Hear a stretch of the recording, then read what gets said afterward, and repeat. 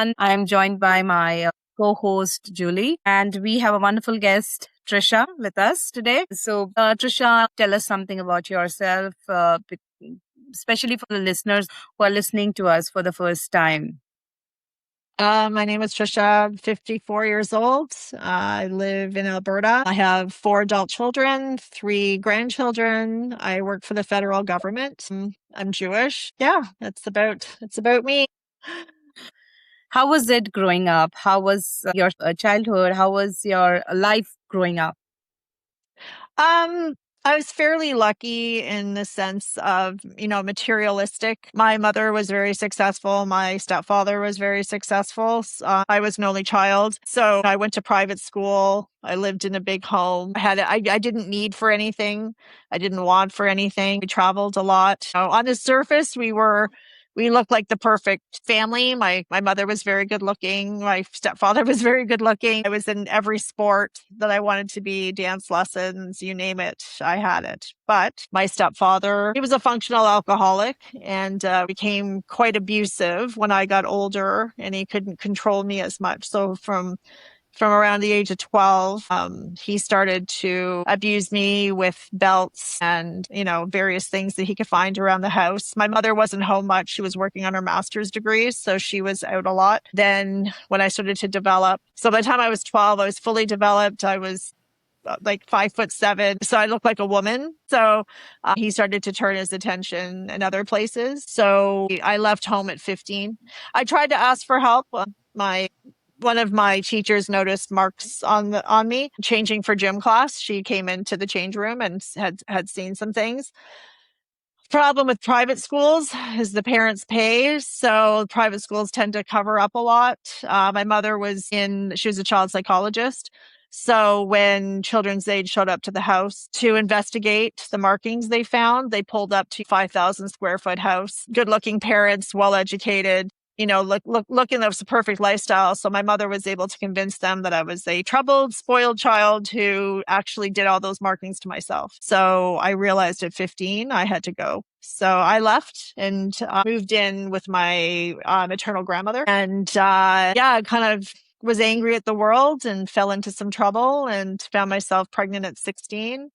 And then the gentleman who got me pregnant took off, so never helped me raise the child. The next relationship I would go into, I'd end up in an abusive relationship for 10 years where, he almost successfully killed me. And he has spent the better part of his adult life in and out of jail. He's got 13 children by, I think it's 8 or 9 women, and almost every single one of them has charged him with various forms of abuse and attempted murder.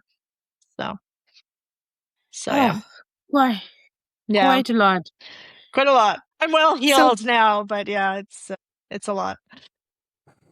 so through all these unpleasant memories, how have you stayed so strong? How have you dealt with all of these? Honestly, I think it was instilled in me as a child. I had to live one way at home and then go into the world and be something else. So I think I learned to kind of have this dual type of personality where I seem strong and confident in the outside world, but at home, I tried to make myself small so nobody saw me. So I think going into finding myself into an abusive relationship, an abusive marriage, it was kind of the same deal. To the outside world, I was a hard worker. I was a good mom. I was doing all these. I was a young mom, but I was doing the best I could. But at home, I was living a nightmare that I tried not to show a lot of people I was living. So unfortunately, I think it can be a learned behavior. So, and now, I left him when I was 26. So, I've been out of it for a long time. And so I've had a lot of therapy. So it can still be difficult. I think I've made a life of being with kind of abusive men one way, shape or form, whether they're narcissistic, whether they're controlling. I haven't been with anybody who's been as physically abusive as my first marriage, but definitely controlling in other ways. So, and I think that's what people don't understand is that there's so many different forms of abuse. And if you're not in a relationship where you're treated as a decent human being and allowed to have control of your own money and your own life and your friends and where you go and who you see. Those are forms of abuse as well. So, yeah. So it can be difficult when you get out of the cycle not to fall back in it. So, because it's kind of a behavior you're used to, right? That when someone treats you well, you get kind of nervous and you don't know how to deal with it. So. So why did you put up with him for so long? You had witnessed an abusive relationship with your stepdad and then fell for a partner who also gave you the same experience. Were you hesitant? What took so long for you to get out of that relationship? Well, I mean, I was 17 when I met him. I was a child. I had a child, so felt I was damaged goods. My family kind of treated me that way as well. Who I was never going to meet a nice guy because, I had this baby and he was really nice in the beginning and very charming, very like most of them are. And then I fell pregnant within the first 10 months of our relationship. And he was so excited. Everything was great. When I got to the point where I didn't have an option of whether I was going to have the baby or not, was the first time he punched me in the face and broke my nose. Then I realized, oh no, what have I done? But, now I was going to be a single mom of two children by two different men. And now who was going to love me? Now I'm really damaged goods, and again, I come from a highly educated family who image and reputation are everything. So, I had no family support. I had nothing. And I thought it was just better than to be with somebody than to be alone. And of course, financially and, just emotionally and physically having support with the two kids.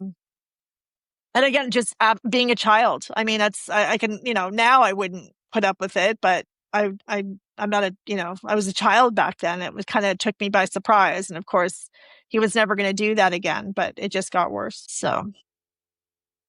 So when did you hit your rock bottom? When did you say that okay, enough is enough, and I would not put up with this? So February 14th, 1997, he broke into my house and I was in the shower. He broke into and that was another thing too. Every time I did leave him and then he'd find me. And then, some of these men can hunt you like a wild animal. So, you don't sleep because they come around when you're you're defenseless, so it's usually sleeping. So he'd broken in and done similar things like this before, but he took it to the worst. So he pulled me out of the shower. He raped me in front of the three kids. He smashed my head and then he took off. I think he thought he killed me. He took off and then my oldest went and got help. And then the police came and it was also getting to a point too, we'd moved so often. Once the police got to know who we were, then he would make us move. So we were getting further and further and further north, like more away from my family and friends. And I had police years prior to our last move who had said to me, like, if we're sick of coming to this address, next time we come, we're bringing a body bag because like, this is the only way this is going to stop. And it still wasn't getting through to me. But it wasn't me calling. It was our neighbors because we always like lived in apartments or, townhouses so that we always shared walls. So yeah. So back to February 14th. So yeah. So that was it for me. I realized he would kill me in front of my children, the damage I was doing to my kids. I finally found a great women's shelter who gave me a lot of support and let me hide out for a bit. I was working for the government, so I was able to have a job that, would support me. I will give that for the federal government. They do have like great leave for that. So yeah, so it was a combination of finally life gave me opportunity to be able to leave and to stay out. So yeah, so I did that, but he would return. He would return.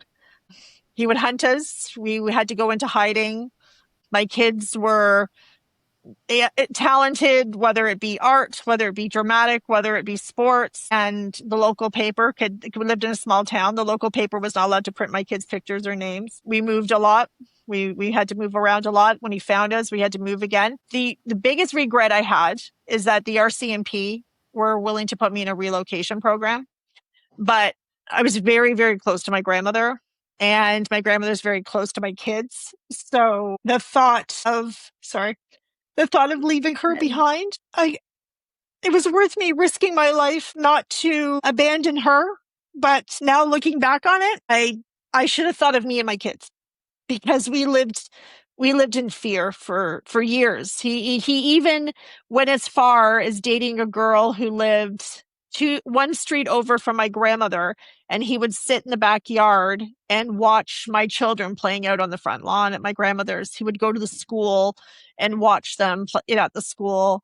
Yeah, like he just never stopped. It wasn't until he had other children that we started having other kids, then he kind of gave up for a while. So, but then it was always he'd pop up every once in a while, just when we least expect it. So, clearly he was following us. So, and the times when we got reprieve is when I knew he was in jail. So they never successfully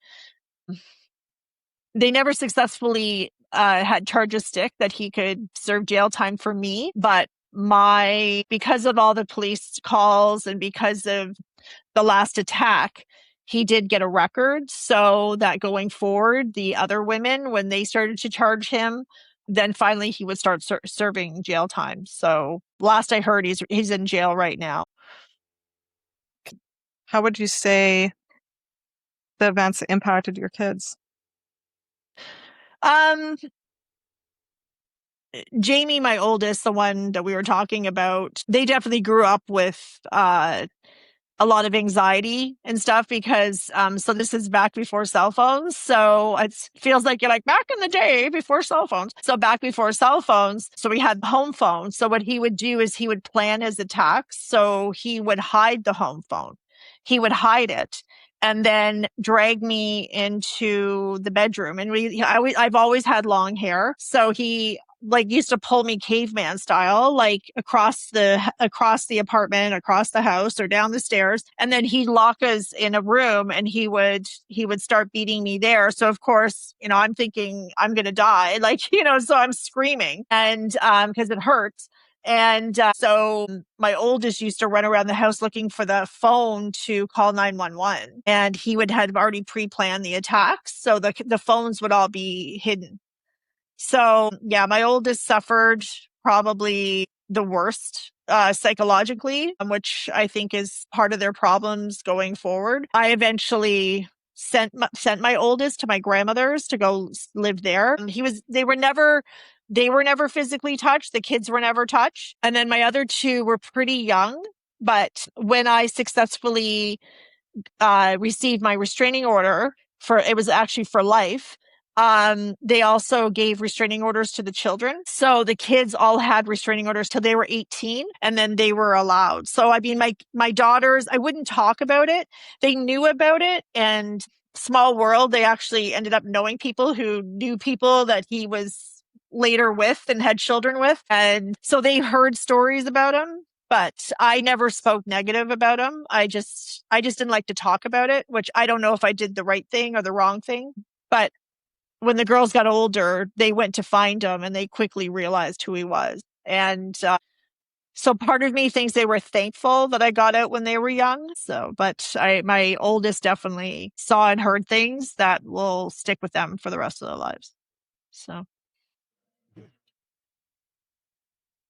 That's terrible. That's I can't imagine what that would be like. And I mean, the fact that you're here today to tell people about this, tell our viewers about this, I think is very brave, and yeah, really moved me to hear your story. And I think that you can always kind of go back in your mind and think about, should I have done this? Shouldn't I have done this? But you did what you needed to do to survive. And you did what you thought was right at the time. And I mean, there's nothing wrong with that. So nobody should ever have to decide what you had to decide. Yeah, I think again, I have to chalk it up. I was a child. I literally was a child, and there's something to be said about absent father households. If you want to start going down those psychological, you know what I mean? Like I didn't have a dad to come in and set him straight. Because fast forward, my kids have ended up in not so good relationships. And trust me, those abusers knew that they were going to have to get through me. and one of them was a police officer, and I got in her face. My daughter is, she's a lesbian. So she was dating a much older police officer, and just the way she talked to my daughter and kind of got in my daughter's face. And when I was there once, I got into her face and said, yeah, you have to come through me, because I realized quickly that had I had somebody in my life that would have scared him.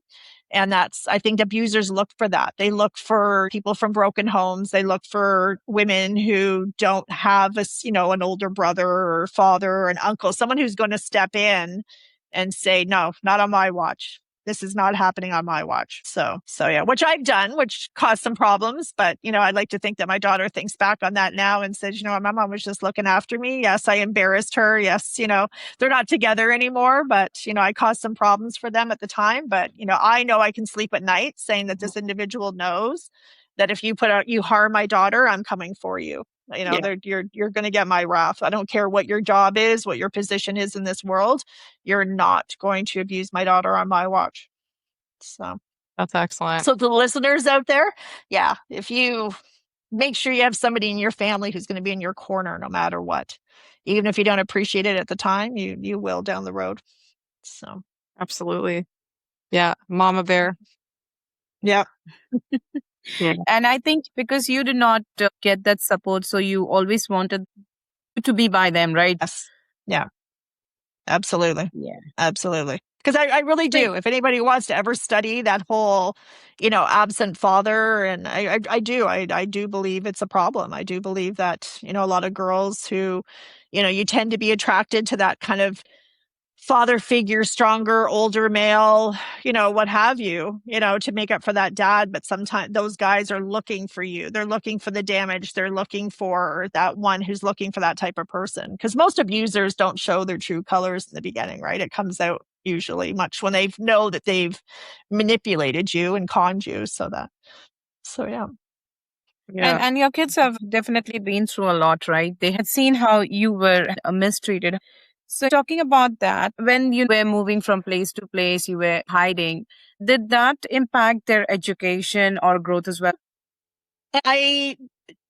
For daycare reasons, I had my children in school by my grandmother's. So generally, no, because they were based on that address. So it didn't matter how many times we moved. It wouldn't make them ineligible for whatever school district because I had all of my mailing to my grandmother's.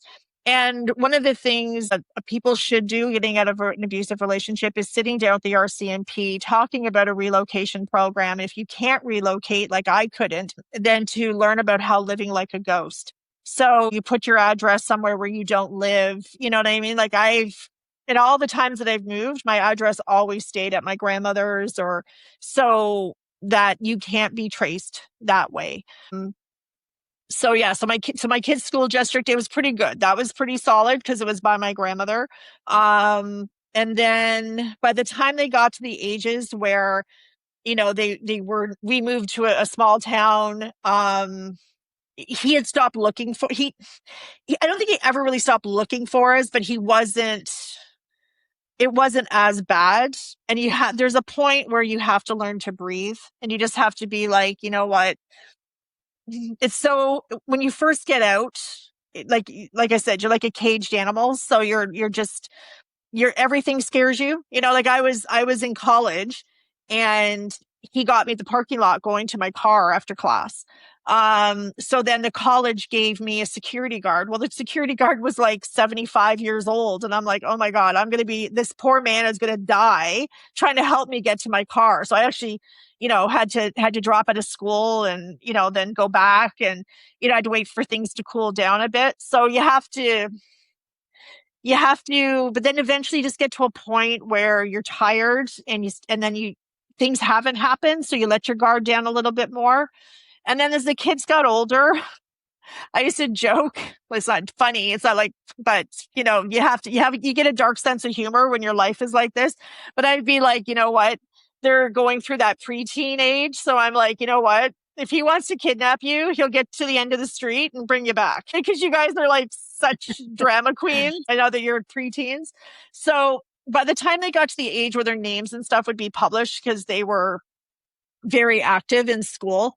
We had a pretty solid foundation. We just, like I said, I just didn't want anything printed because I wasn't for sure that he knew exactly where we were. So, and I didn't want him showing up to school events. You were still under the fear? I'm under the fear to today. I mean, I can't tell you how many women have reached out to me to come and be a character witness at their trials. How many have called me to say, oh, I hear you're financially stable and, like I get no money from him. Like, do you get any money? And I'm like, no, I get no money from him. So that was one of the things that going to court, and I can't stress this enough to women who are leaving with your children. If you successfully get the full custody of your children and get restraining orders, walk away from the child support. The government right now, they'll support you if you don't, just don't. Because if they have to pay child support every month, they're reminded of you every month. If you can walk away clean, that was the one thing that I asked the judge for. And the judge was like, are you sure? Like, we'll get you. And I said, I don't want anything from him. I just want to be left alone. I don't want any reminder of him. I would use food banks and all that stuff instead of asking for money from him. And that helps you get away because it's not like a constant reminder and it's not a constant, you don't look like you're in it for, even though legally they should, but sometimes the money's not worth them knowing where you live or begging for it or, so a lot of these women, they wanted money, so they would contact me constantly. I actually just, not even a month ago, was talking to the latest one. She found me on social media. So, and she's got I think their son is 3 or 4. So, and she just put him in jail. So, and she was kind of giving me her hard luck story. But I mean, I don't owe these women anything. I don't, my kids are in their 30s. I don't. But this, even though I don't look over my shoulder and I live in a different province. So, but, it's always in the back of your head. It's always, is he going to be my demise? Is there a day he's going to crack and he's going to see me, as the one that got away? And, is he going to come and settle the score? So yeah. Yeah, that's terrifying. Terrifying thought to have, like complex PTSD from everything that you had to deal with. Cannot imagine, how that would feel. Yeah, like I said, like I'm not afraid to leave my house like I was decades ago, but at the same time, it never is not in the back of your head. Mm-hmm. You're not, yeah. So, and then I was terrified when the girls decided to reach out to him to get to know him. And I was like, just don't talk about me. Don't talk about my life. I've had to change. I work for, I work for the federal government. I've had to change my job a few times. Like I'm still within the same company, but he's found out where I worked locations. So I've had to change locations a few times as well, just to be on the safe side. So, because I can be quite isolated when I'm at work and I don't need him showing up there. So. Interesting side note. So when I was working for the federal government, I had an abusive ex as well that was stalking me. And he found my phone number, my cell phone number, not even my work number, my cell phone number on the government employee directory. And did you guys know that was a thing? Yeah, I guess you did, Tricia. Yeah, well, I had to find out the hard way when I started getting phone call after phone call from the psychopath being like, oh, I got your number from the government directory, and then I changed my number, and then I would get an email, and he would say, oh, they should be updating the government directory, should be updating all the phone numbers shortly here, like I'll have your new number. And then I just was like, okay, well, I can't have that, so now I need to switch, jobs as well. So yeah, no, I totally understand that. Yeah, and I've spoken to corporate security, and there's nothing they can do about your privacy. Terrible. Nothing. Yeah. Sick. So, yes. Yeah, Tricia, I just wanted to know if this has also held you back from rediscovering a good relationship or a new relationship, has the fear always been there with you, or did you get drawn towards people who were more controlling or more narcissist?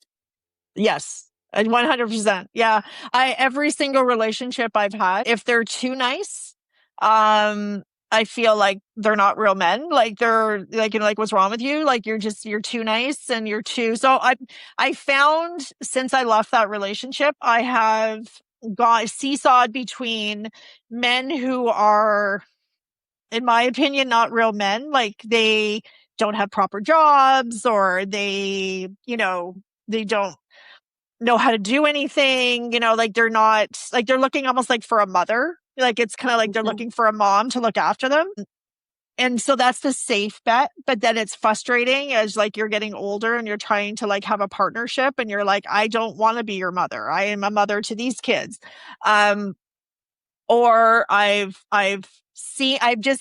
so my psychologist and I have this conversation all the time. I've seemed to just accept the fact that because I have so much trauma, I have so much damage, that I can only be with somebody who is a narcissist, who is abusive one way, shape, or form. So I've had financial abuse, I've had sexual abuse, I've had mental abuse, verbal abuse. No one has ever hit me. I've had someone push me down a set of stairs. That was pretty bad. I thought that was going to be the death of me. But I haven't had anybody punch me or do the things that he did. Like he broke bones on me and stuff like that. I've never had that since I left, but I have not had one healthy relationship. I've had so much therapy. I still just, I don't know what it is. I think, again, I just can't feel, I don't know if I just can't feel good for of myself. And I can't, I think I believe I don't deserve to be happy, or I don't deserve to have a normal person, because I'm afraid that I'm so damaged that if I meet this great, healthy individual, that the things I've seen, the things I've done, the things I've endured are so unrealistic to the average person that nobody can understand me. Well, So I I tend to find me that they're damaged people.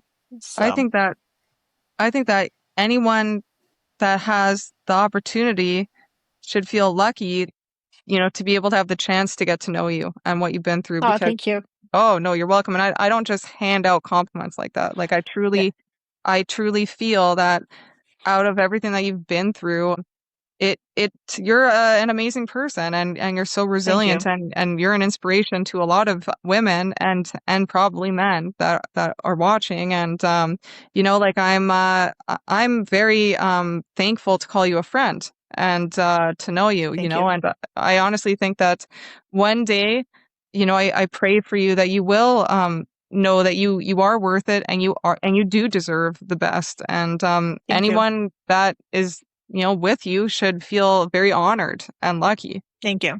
You're Yeah. welcome. Absolutely. Honestly, I'm looking forward to one day just being on my own. I think that's the Yeah. thing with me. I think I believe I need some sort of man in my life, and I don't. I'm not careful with who I end up with. That I'm just hoping one day that I'll just be on my own and happy and living a simple life. And it's getting easier now that I don't have the children. Like now the kids are grown and have their life. Now it's easier for me to be a little more picky. But yeah, it's like I said, I think it's just I have to live with the fact that I've gone through what I've gone through, and that yes, people should be, I would say impressed, but yeah, people should be impressed that Yeah. I've survived what I've survived, and stop feeling like I've done something wrong. That it's me. I've caused all Absolutely. this. Yeah. I was actually coming to that point. What matters is you are still here, right? Yes. You're still Yeah. living your life. You do not give Yeah. up on your life, and you're still doing it. You have raised wonderful kids. You have done everything possible for them. Yeah. And you're trying to, gather yourself. That is the most beautiful part of life. And yeah, I think nobody should go through the events that you've been through, but you're really strong. You are there, and you're an inspiration to so many who are battling such situations. So I think you really did good and you deserve the best. Thank you. I know what people amazes people is I've kept the same job the whole time, but Yeah. I will give credit. I will give credit that, when there was times where, I had to go kind of into hiding or, they were good with getting me transfers. They were good with giving me time off of work. They were good at, covering, when life was hard. And then, I'm not gonna sit here and say I haven't had suicide attempts. I haven't been committed, you know what I mean? Because I've had breakdowns. They were your job will be here when you get ready, you get help. And again, all the different insurance, short term or long term, and getting help with different things like that. So, and I guess now and I'm older too, and I have my time and I'm not, my life doesn't revolve around my family. I've become more religious. Searching in deeper to figure out. And, it's one of the reasons I do volunteer at the Mustard Seed but it's kind of a reminder that had I not done some of the things that I did, I could have ended up there. I could have used drugs or alcohol to numb a lot of my pain. I could have done a lot of things. And it's good to give back. It's good to like I've been through some stuff, but there's always going to be people who are living it worse. And I try to help out where I can help out. And you can't be mad at the world. You have to move on and find your purpose and be like, look, there's a reason God gave me all these scenarios, all these situations that I survived. And I have to believe that there's something at the end of it to say, you know what, you did this because you had to prepare for this. Or I was going to put something in your path that needs your strength or needs your wisdom or needs your experience to inspire them to not go where you went. And sometimes I get angry and say, why me? But you know what?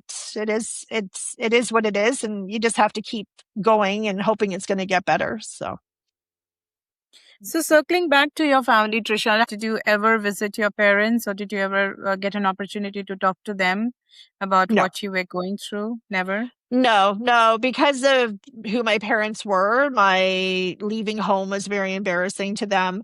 The pregnancy was very embarrassing to them. So no. And then my dad, when I was going through my biological father, when he heard all the trouble I was going through, he wanted absolutely nothing to do with it. His wife was like, no, we're not taking in a troubled 15-year-old child and who knows. And my mom, being in the position that she was in as a child psychologist, she convinced my dad that if he let me move in, that I was going to accuse him of horrible things because I was this liar. And so they were terrified to take me in. So both my parents wiped their hands of me.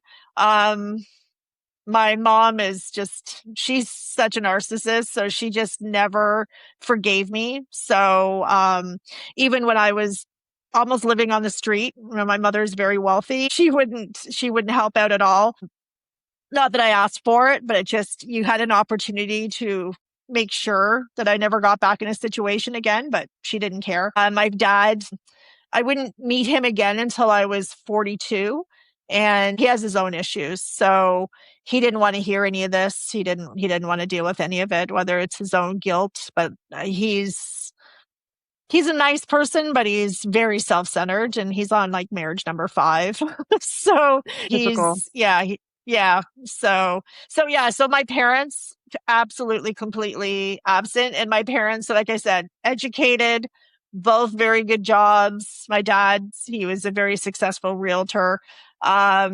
So education wasn't a situation, money wasn't a situation. It was just simply they were two people who, in my opinion, had me way too young and should never have had children together. And I was a mistake to them, and they just did everything they could to live their lives and put me in the background. So yeah, unfortunately I had my only family member was my grandmother and my maternal aunt. That's all I had. So So, yeah. with so many experiences, did it transform the definition of motherhood for you? Yeah, like Um, you didn't have, like your mom wasn't really a mom to you.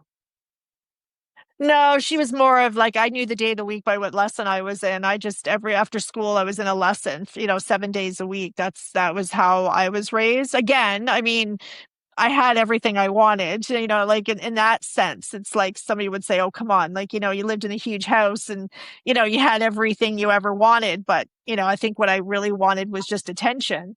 Yeah. As a mom, I'm not going to sit here and say I was a good mother. I was struggling to survive. I was on survival mode. I'd say 75% of my kid's life. I dealt with unhealed trauma, like childhood and then the relationship. Like, yeah, I have my own issues with my adult children now. I mean, they're pretty upset. I mean, I kind of repeated the same behaviors where because I was so traumatized, I wouldn't say I was the most loving person. So I just gave my kids things. I gave them like, and I had 4 children. So I didn't, and everybody came with their own issues. So I'm trying to deal with mine and trying to deal with theirs. I'm in and out of bad relationships. It was a revolving door of different men. Nobody ever touched my kids. That was one thing I can say I did well as a parent. I put my kids in lessons to try to give them structure. So I think I helped them by like almost allowing other families to be their example, because in organized sports, especially the levels my 2 kids reached, they were surrounded by such great positive families. And I think that gave them a better idea of what a healthy family looks like, because they definitely didn't have it. So yeah. But they're all successful in their own right. So at least they did that. I got them to that level. So that's about the best I could do. But yeah, I mean, I wish I could go back, because it definitely, being in that fight or flight mode constantly, it doesn't allow you to be a proper parent. It doesn't. You're just too busy fighting every day. It's just like at the end of the day, you're like, whew, I lived, we survived. So, but yeah. So, and again, the constant moving around, like constantly moving, that wasn't good either. You just mentioned that if you could change things, given an opportunity to go back, what would you have changed? Sometimes I think maybe I should have just stayed in with my parents until I was 18 and then gotten out at college or university and done that. And because my grandmother wasn't capable of handling a rebellious teenager when I left. Yeah, sometimes I think I should have terminated the pregnancy when I was 16. I wasn't ready to have a child, but I'm thankful that child is here, and they are who they are. They've become the person they've become. Yeah, there's a lot of things. There's a lot of things that I made a lot of mistakes, but again, I was very, very immature, very damaged, very scared. So I made decisions. Plus, I think I had possibly some sort of like mild bipolar, that I made erratic decisions all the time. So, but it's easy to do when you're older, you're calming down. Like, so going through that menopause, you kind of have a different outlook. Do you think that like in your family, like your kids, like may have, by having such a damaged childhood, they may have grown up with like some confusion and like some like anger, and just like maybe they were on a mission even to like destroy their own selves, Yeah, I'm sure. Like, I'm pretty sure of it. Like I said, my one daughter got into a brief controlling abusive relationship, but thankfully that ended quickly. She's a very angry person. And then my other daughter, she's very narcissistic. She's very much her dad. So she's actually the abuser. So I feel sorry for her husband and his family, because she controls them with the children, and she's very financially abusive. So unfortunately, she got the abusive trait. My son, my youngest, I think he just felt, I was so tired and done when he came along that I think, he felt very left out. So he's angry. I hear he hasn't talked to me in 10 years. Since I told him I couldn't afford to pay a cell phone bill anymore, he stopped talking to me. So, and plus he had a suicide attempt when his girlfriend broke up, and I was the one who called the police when he called to say goodbye to me. I'm the one that called the police to come in and bust down the door. And then they took him to lockdown, 72-hour lockdown. And then the girlfriend and the mother came to the hospital, and I found out that he had gotten rough with her. And I said to the mother, they came from a pretty powerful Italian family. And I said, if he's showing signs like this, I'm afraid he's acting out learned behavior. And I need you to keep your daughter as far away from my son as you can.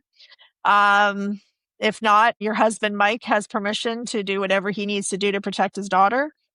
And my son would find out a little 2 years later that conversation took place. So he blamed me for not having this girl in his life anymore. But I was terrified that he was starting to show behaviors, and I was trying to help that girl. So, and I don't regret what I did, and he'll hold it against me. But yeah, so it's everybody, we're all damaged. We're all damaged. And everybody's mad at me because I ran away to another province and got myself better here, where they felt I should have stayed behind. But I had to, I'm doing what I should have done when the RCMP offered me the witness protection program. I pretty much got as far away from the life that I had as I could. So, and here I am now. So getting better. So I think my kids kind of resent that, but one day they might forgive me, or maybe they never will. I have no idea. So I feel bad for what they had to see, but unfortunately I can't undo it. And like I said, I've tried to protect them and protect others around them, but so. Well, I think that you did the right thing. And yeah, I pray that they do learn to forgive you, because how could they not realize all the sacrifices that you made, and that you did what you thought was right, and you did everything that you could to protect them, and then you ended up protecting yourself and getting yourself away and free, from things. And now you're safe, and you're giving back. Every day you're giving back. And, by your testimony today, I mean, I just feel that is something that so many people are going to be watching and listening to, myself included. I'll be sharing this with quite a few people who I know really need to hear what you had to say. So I know it was very difficult to talk about, is to be vulnerable and raw and genuine. So I just really want to thank you for being here today and speaking with us. Oh, you're welcome. Yeah, you're welcome. Like I said, I mean, if being honest is and raw, and if one person sees themselves in my situation, and now I can talk about what their future is going to be like, and they get out now, then that's great. That's fantastic. Then again, it's like I said, then God's put me through this too, even if it's to save one. But I used to do speaking engagements for the police about, when they show up to domestic situations, especially ones that there's the sexual assault aspect of it, and just how cold they are, and they want details, and you're traumatized, and they want you to describe what just happened to you sexually. So, I mean, I used to talk there, and again, like at women's shelters, helping out there, and just trying to get through to as many people as you can. So, because unfortunately, this happens a lot more than people realize, right? So, and then you deal with cultural too, where, this is the norm. So this is how life is supposed to be. And there's so many things out there to stop that doesn't have to be that way. So, and there's nothing wrong with asking for help, and there's nothing wrong with disappearing. So yes, you'll miss your family, but eventually everything will die down and you can come back. It's not like witness protection like you see on TV, where you're hiding from the mafia. So you're just hiding from an individual that I believe that most of these men, as soon as they find a new victim, they don't care about you anymore. Now they're on to their next victim. So yeah. Yeah. And they leave you totally like a thrown out and crumpled up like a used paper cup, and then they're on to the next. And they have no idea the damage. Next. Yeah. They have no idea what they've done to you. Shattered. Yeah, yes, but eventually it does catch up. It does catch up. Like I said, I mean, it took a long time, but my ex now it's a revolving door. He's in and out of jail constantly. So it took a long time for the justice system to catch up, but they finally did, and now he pays for his actions. He doesn't learn, he doesn't stop, but he, at least now when the cops are called, he goes right to jail. So, and he's done like 2 to 3 year stints. So, but I just wish the jail systems would force anger management, but I think there's something like wrong with him. Like it's not as simple as getting his anger into check. I think he's psychologically there's something not right. So I heard that they could actually accept or refuse psychological treatment in the penitentiary. Apparently it's their choice if they want to have a therapist or do any programs, and they could choose not to do anything. I wouldn't be surprised. I mean, they're not going to waste their time or money on somebody who's not going to participate, right? So I just think they should not. I think a lot of times when they do agree to participate, it's to get themselves out a little bit earlier. So yeah, if they don't want to participate in a program, but again, you can lead a horse to water, but you can't make it drink, right? So I mean, they can just sit there and pretend that they're hearing it, and just to get out of jail a little bit sooner. So I don't think, like I said, with the number of victims he's had, the number of women he's damaged, the number of children he's fathered, this is a sport to him. You know, that's what I'm saying. There's something not right. There's no drugs or alcohol. He doesn't drink or do drugs. So it's not that you could get him better because he's on a substance. No, this is pure hatred and pure rage. So I don't know if there's mother issues. I don't know. So there's something deep rooted in him that he just hates women.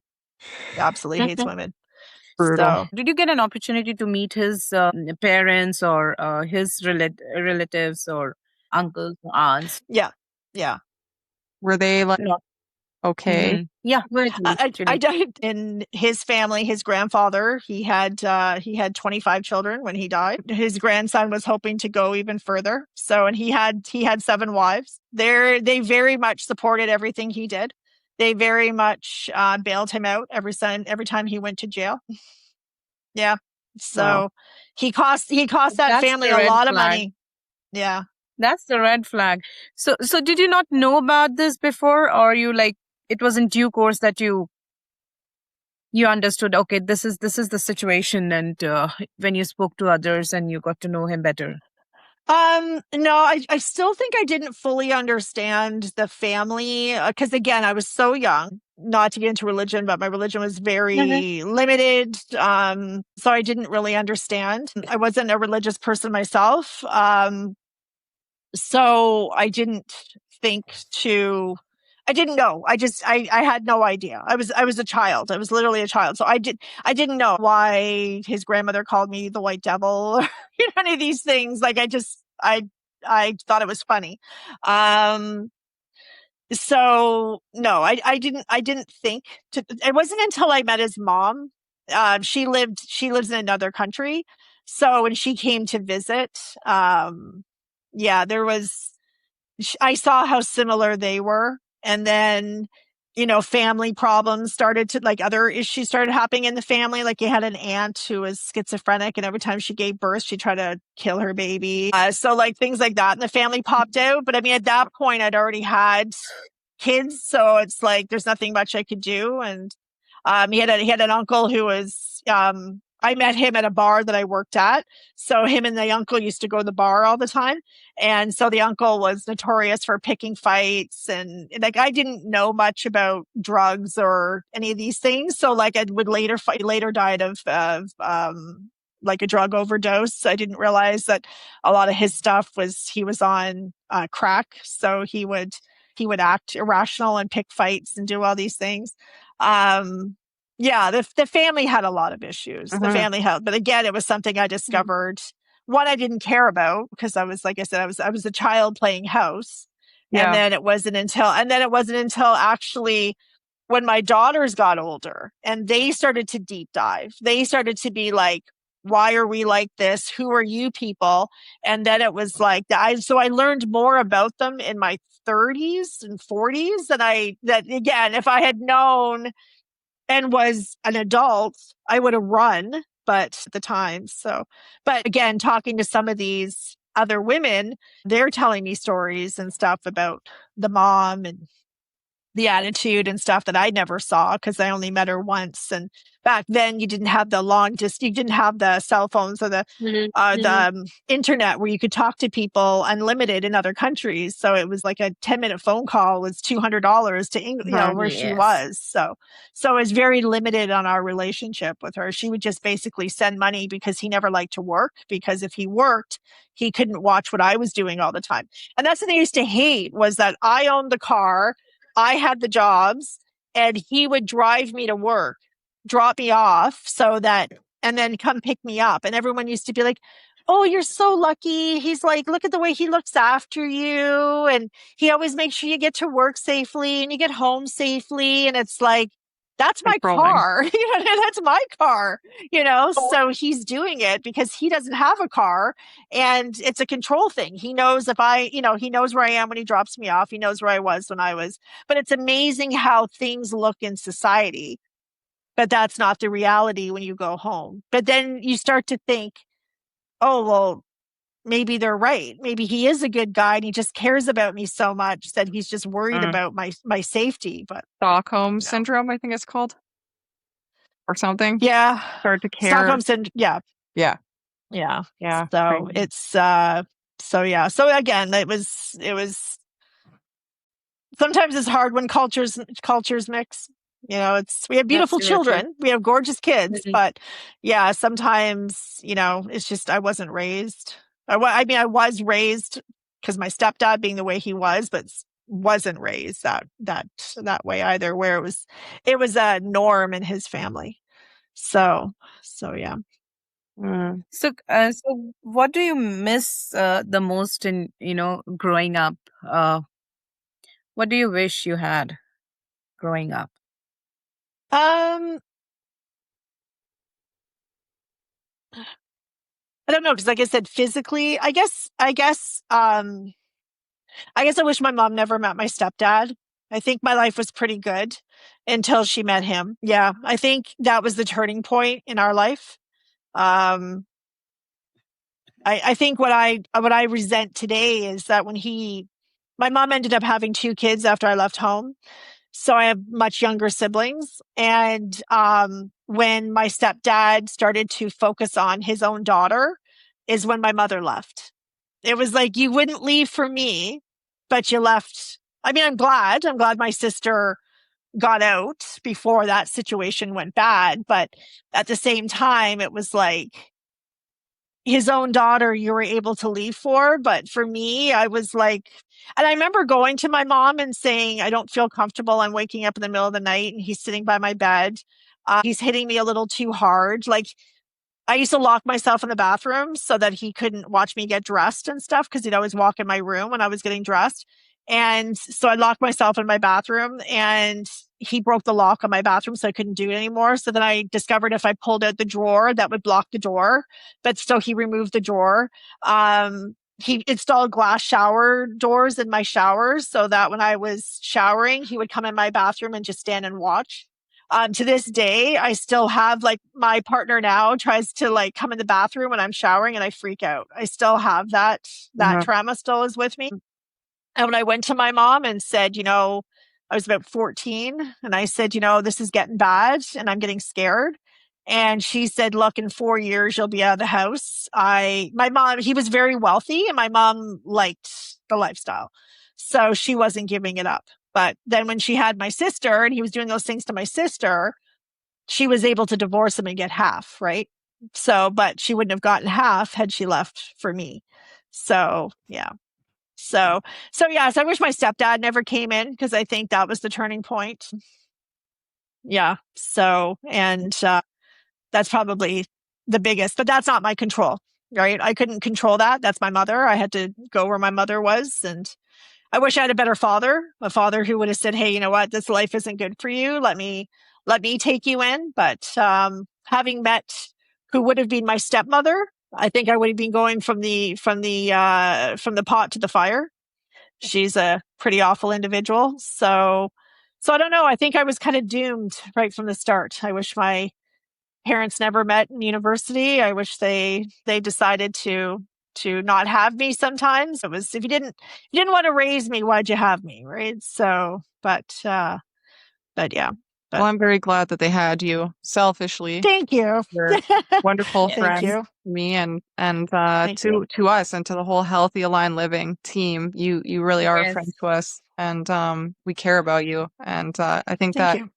you're well goes without saying. I just feel like that these are the words like of somebody who has just been so traumatized by abuse that they're like, I wish I was never here because it's been so unpleasant of an experience. And I feel like it's so dangerous when people feel that way and when the world makes them feel that way. And I just I feel truly that you've gotten through the worst of it and that now you can actually Yeah. truly begin your life. Like life begins at 50, you know. Yeah.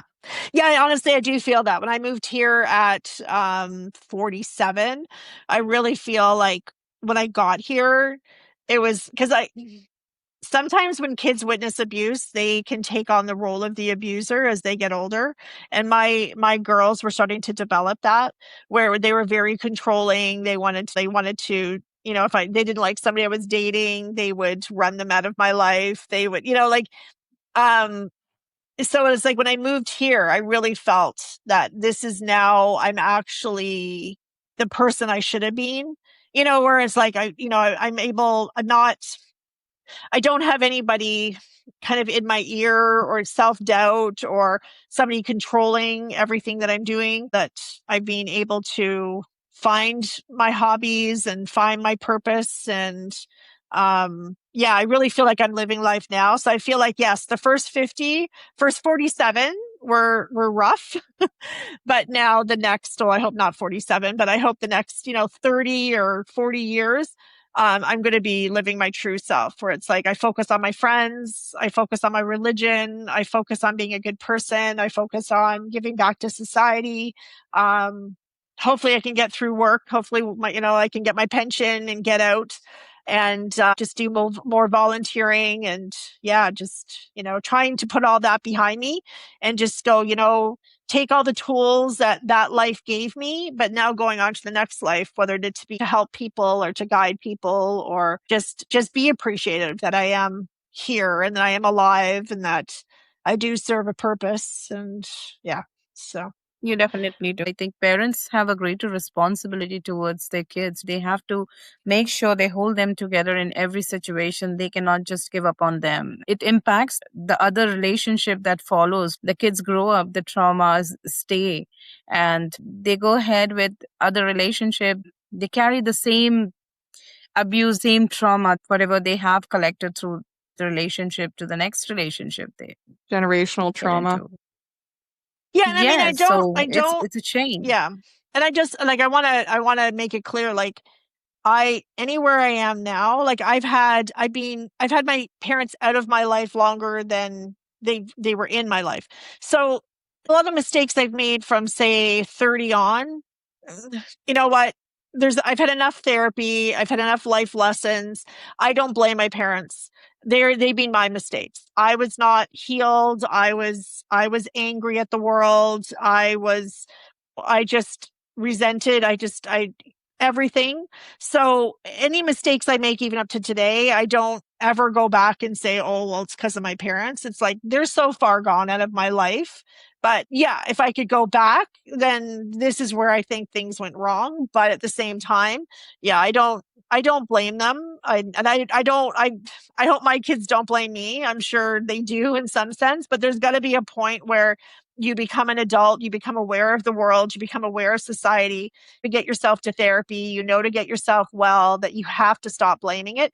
And if your family is abusive or your parents are abusive, you got to walk away. And for the love of God, don't bring your children. If you go and then have kids, I'll tell you right, my kids had nothing to do with either of my parents. Like the way they treated me, they were not going on to the next generation. I can't fathom for the life of me how I hear people talk about how they were, molested by their fathers or their brothers or their uncles. And then they bring their children around these same men. It's like, you're bringing in the next generation of victims, right? So yeah, it's like, if you don't want to go through life constantly, having to blame your childhood, then don't bring your childhood onto your children, so my kids never met my stepdad. They were never around, never allowed near them. And because my mother stayed with him, she didn't get access to my kids either. So it wasn't until they became adults when they found out my mother had money and they were all trying to kiss up to her to try to, thinking she was going to hand them cash, and then they realized that she was not a good person. So, and that she wasn't giving them anything. So yeah, that's like I said, that's the one thing. It's like, if you get out, stay out. Don't don't get full custody of your kids. Stay away from your parents if they were part of the problem. Stay away from the grandparents of the ex. Like, it's just, you just got to break free and just start over and just let your kids know, hey, these aren't good people and I don't want them in your life. And going forward, we're not going to bring the trauma of these people onto the next. And yeah, walk away. Like I said, it's the best thing you can do. Absolutely. So. And seek help at the right time, right? Yeah. Get some really serious help, but it's hard. It's hard. I mean, it's very expensive. It's, of all the free things the government gives away, that should be a major one.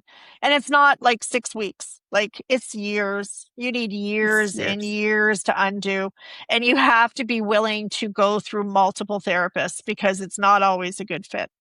I mean, I have a therapist now. It took me 30 years to find her.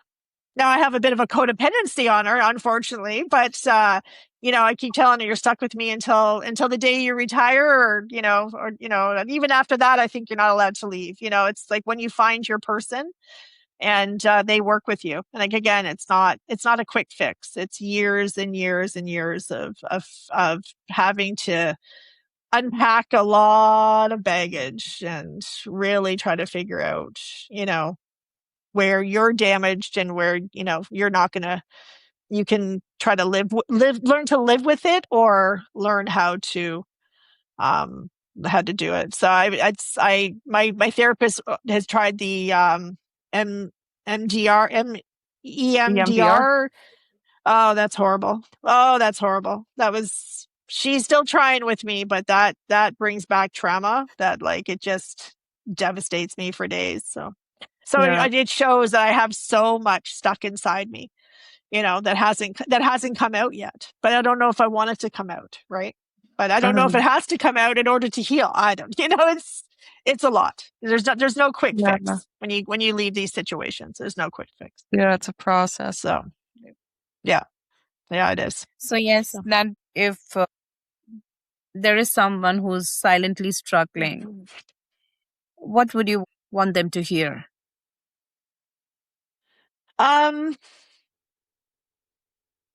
That, you will get out. It's hard. That there is a lot of resources. You have to be open to them. There are people out there that want to help you. You have to, go to the group therapy, listen to other stories, because there's going to be people there that are way worse than you are. And that will be you if you don't get out. Like I said, just if you have children, grab your kids and go. Don't look back. Don't try to co-parent with these people, because they'll use those kids. Yeah, there's a lot of help out there, and you have to take it. And it will be uncomfortable, and your life will get turned upside down. And if you have the opportunity to relocate and start over, do it. Go in hiding. It's worth it. It's worth to not have to look over your shoulder and be hunted. Restraining orders are just pieces of paper. So, be careful where you are at all times, and, have the police on speed dial. Don't ever be afraid to call anybody and ask for help. But it is possible to get out, but it's a lot of work. It's a lot of work, and it can be very uncomfortable at times, but it will pass, and it'll be worth it. So, and you're not damaged when you get out. You're not damaged. You deserve to be properly loved. You just need to get a lot of therapy to figure out what that looks like. Because what you think what it is, it's not. And that's not normal. And, going forward, you should never think that that's what you deserve. So. Thank you so much, Tricia, for opening up those events of your life you have never discussed with anyone on any of the platform. Thank you so much for believing us. Good. Yeah. No, I'm happy to help. I'm happy to help. So, Julie, you want to say a few lines before we close? Of course. It's just, yeah, I consider it like listening to your testimony in a way, because it's just like, this is your lived experience. This is your testimony. This was your life, and like you're sharing it. And I just feel like that's such a valuable thing. And I wish that I heard that too, like when I was younger. I definitely would have made better decisions myself. I can't tell you how valuable it is that you can come on here and really chat with us and really, dig deep and tell us, what your life has really been like under the confident mask, that you've had to wear in times where you may not have felt so confident. So I can't tell you how much we appreciate you being. Yeah, no problem. Anything I can do to help, like I said, you have to, going through what I've gone through, you have to think that there's a positive at the end of it. And there's a life lesson that I can hopefully give to everybody. And yeah. And if, like I said, if you save one person, that's the start. Sure. Absolutely. And as we said, yes, we would like to have you again on our podcast. Thank you so much, Tricia, for no problem. Thank you for sharing. Thank you for having me. Thank you for having me. I appreciate it. Bye. So, okay, bye. Take care. Bye. Bye. You too. To stay connected, visit our website and follow Healthy Aligned Living on Instagram, Facebook, and YouTube for more conversations, insights, and updates. If you would like to reach out, you can contact us by phone at 1-866-213-0518 or email us at info@healthyalignedliving.com.